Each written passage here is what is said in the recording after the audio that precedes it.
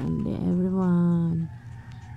Good morning, good morning. Napagod si Inday, guys. Klase namin kahapon. Nag-start ng 6 a.m. hanggang 7 p.m. ng gabi. Kaya nga, kanina, maagang gumising si Inday. Naglaba.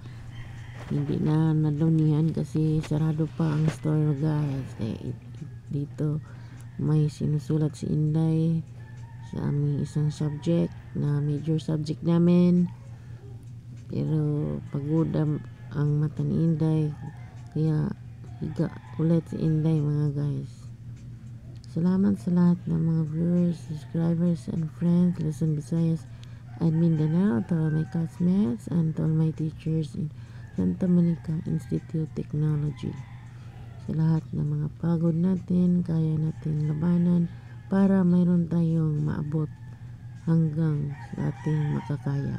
With God's help, mga guys, huwag kayong susuko sa lahat ng mga pangarap sa buhay. Hindi naman hadlang ang ating edad na ihinto ang ating pangarap. Thank you so much for watching, guys. Happy Sunday, everyone. Mwah.